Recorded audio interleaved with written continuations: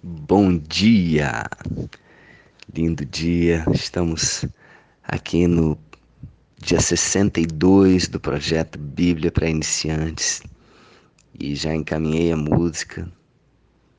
Vem, esta é a hora.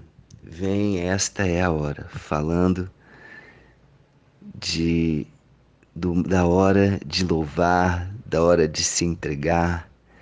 Que você tenha preparado aí o seu coração para receber essa palavra, para receber esse alimento. Amém? E a partir do versículo 14 do capítulo 26, finalzinho do livro de Mateus, Jesus prestes a ser crucificado, prestes a dividir a história da humanidade em duas, uma antes e uma depois da sua morte. Ele estava ali, prestes a ser traído. Então um dos 12, chamado Judas Iscariotes, indo ter com os principais sacerdotes, propôs: Que me dareis? Que me quereis dar? E eu vô-lo entregarei. E pagaram-lhe 30 moedas de prata. E desse momento em diante buscava ele uma ocasião para o entregar. Desse momento em diante, olha só, essa circunstância, essa situação, essa cena foi tão forte. Parece que ali entrou em Judas mesmo o diabo, o demônio, porque dali para frente parece que ele ficou anestesiado. Ele parece que porque Jesus ainda deu chance para ele, Jesus ainda falou, ainda mostrou, ainda avisou, e parece que ele estava ali completamente anestesiado, cego, cego.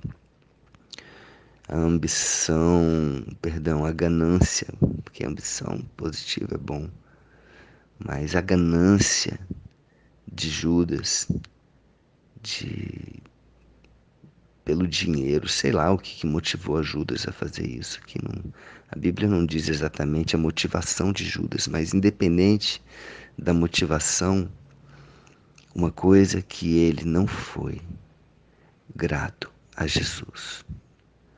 Porque se ele tivesse sido grato, acabei de escrever agora um artigo sobre gratidão, como é importante. A gratidão é um antídoto contra os males, é um antídoto até contra a doença, é um antídoto contra sentimentos tóxicos. Se ele tivesse sido grato, demonstrado gratidão com atos, palavras e ações, ele não teria feito isso. Com certeza, com certeza. Então, cuidado, cuidado para que nossas atitudes não sejam contaminadas de ingratidão, não sejam contaminadas com ganância, com motivações escusas, motivações que não vêm de Deus. E continuando aqui, no primeiro dia da festa dos pães asmos, vieram os discípulos a Jesus e lhe perguntaram: Onde queres que te façamos os preparativos para comeres a Páscoa? A festa dos pães asmos, ou seja, os pães não levedados, ela representava ali, lembrava a saída às pressas do povo de Deus do Egito. Então, representava isso, lembrando aquele tempo, a saída às pressas do Egito, devido às circunstâncias, né, que Faraó expulsou, me libertou, meio que expulsando o povo. E, enfim, esse era o significado dessa festa dos pães asmos, era o primeiro dia, né, da festa da Páscoa. E ele lhes respondeu: Ide à cidade ter com certo homem e dizei-lhe: O mestre manda dizer: O meu tempo está próximo. Em tua casa celebrarei a Páscoa com os meus discípulos. Que honra, hein? Uau!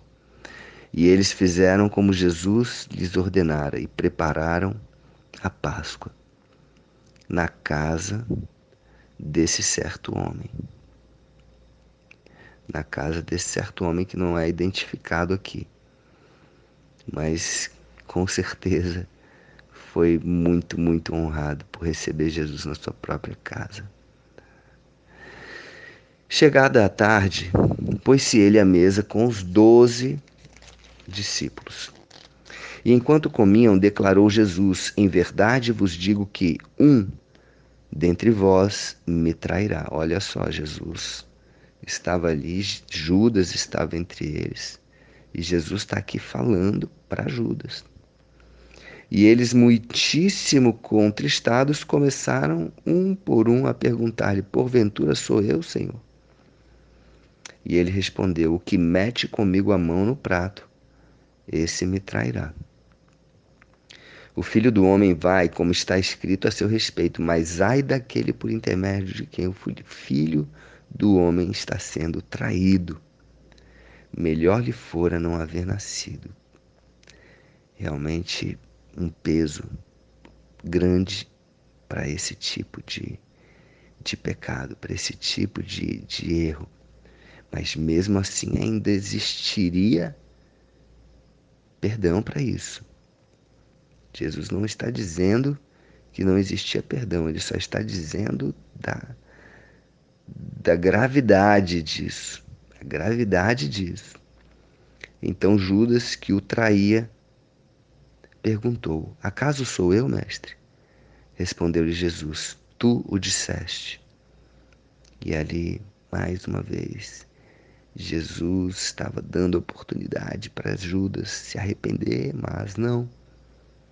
Jesus já sabia também que quando Judas tivesse contaminado o seu coração ali, dali para frente, não teria mais volta mesmo, né? Infelizmente.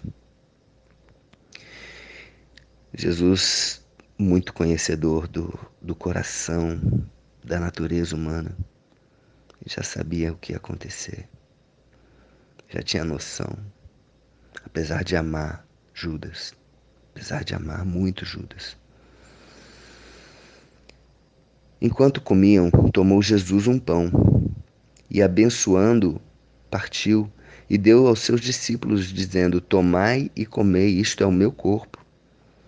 Então, esse pão, como eu falei já, ele representava, ele simbolizava, lembrava a partida apressada do povo de Deus do Egito. E Jesus deu ao pão um novo significado nesse momento, associando agora o pão ao seu corpo, que seria entregue, que seria partido. E ele partiu o pão, partiu como se estivesse partindo ali o seu próprio corpo, dizendo: Este é o meu corpo, isto é o meu corpo.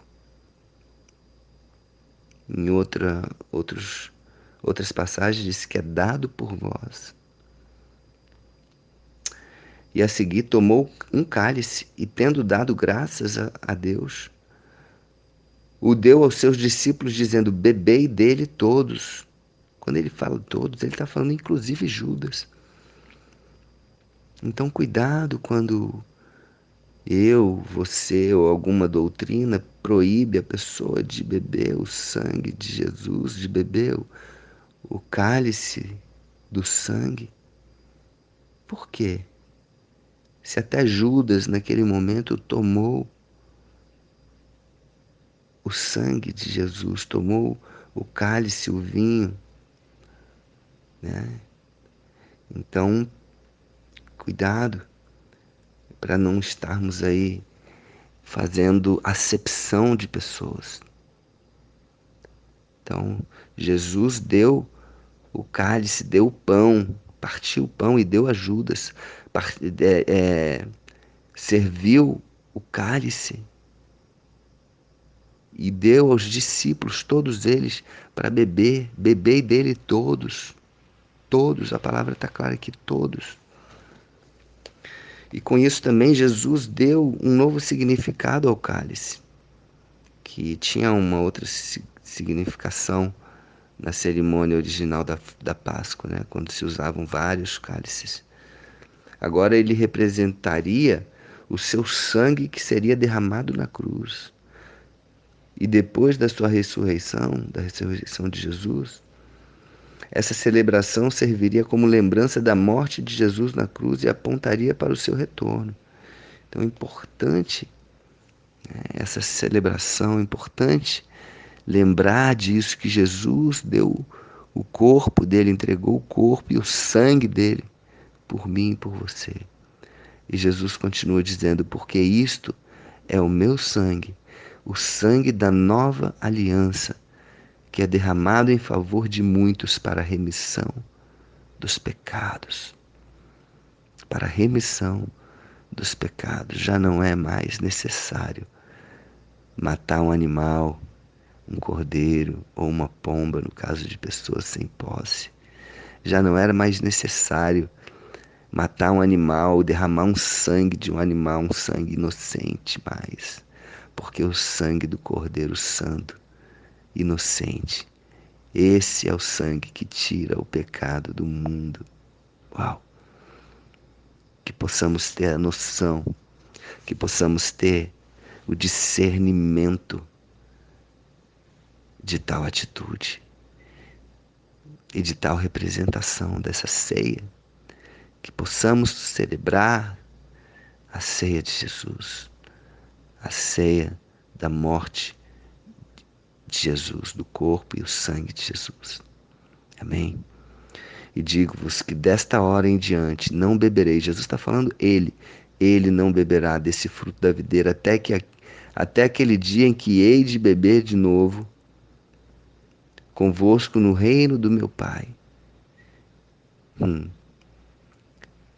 Nós devemos sim beber esse vinho, comer deste pão até a volta de Jesus, para que isso fique bem claro dentro de nós, que ele entregou o seu corpo, que ele deu até a última gota do seu sangue, porque abriram o seu lado e do lado dele não sangrou mais, caiu água, porque nesse sangue não tinha mais. Quando o soldado pegou a lança e abriu o lado de Jesus, já não tinha nem mais sangue, ali era água mais, porque já todo o sangue de Jesus já tinha sido derramado.